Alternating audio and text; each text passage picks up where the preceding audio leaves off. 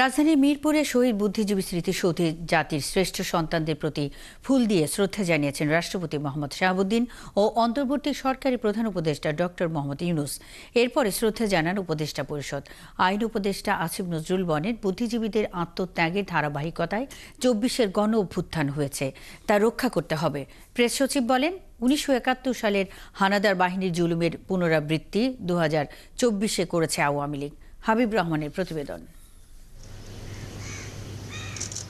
সকাল ৭টা ৫ মিনিটে প্রথমে রাষ্ট্রপতি মোহাম্মদ শাহাবুদ্দিন পুষ্পস্তবক অর্পণ করে জাতির শ্রেষ্ঠ সন্তান শহীদ বুদ্ধিজীবীদের শ্রদ্ধা জানান।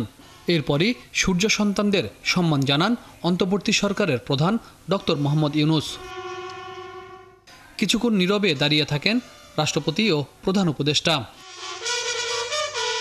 শহীদদের প্রতি শ্রদ্ধা জানিয়ে গার্ড অব অনার প্রদান করে ৩ বাহিনীর একটি চৌকস দল। পরে শ্রদ্ধা জানান অন্তর্বর্তী সরকারের উপদেষ্টামণ্ডলীর সদস্যরা। সাংবাদিকদের আইন উপদেষ্টা বলেন, বুদ্ধিজীবীদের আত্মত্যাগের ধারাবাহিকতায় ২৪-এর গণঅভ্যুত্থান, দেশ গড়ার দ্বিতীয় সুযোগ হাতছাড়া করা যাবে না। বহু শহীদ বুদ্ধিজীবীর আত্মত্যাগের পর আমরা স্বপ্নের বাংলাদেশ গড়তে ব্যর্থ হয়েছিলাম, একদলীয় মানসিকতার জন্য, একটা দলের ব্যর্থতার জন্য।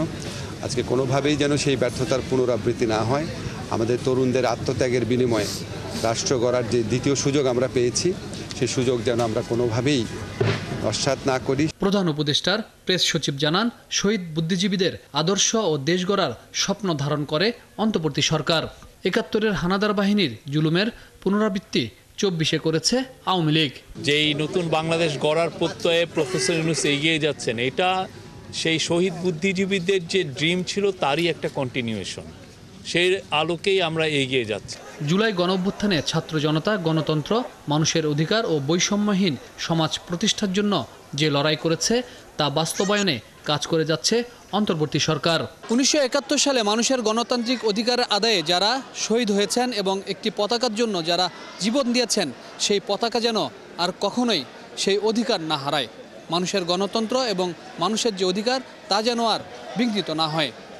এর প্রত্যাশা নিয়ে তরুণ প্রজন্মরা বলছেন, ২৪-এর গণঅভ্যুত্থান এবং ১৯৭১ সালকে স্মরণ করে বাংলাদেশকে তারা এগিয়ে নিয়ে যেতে চান।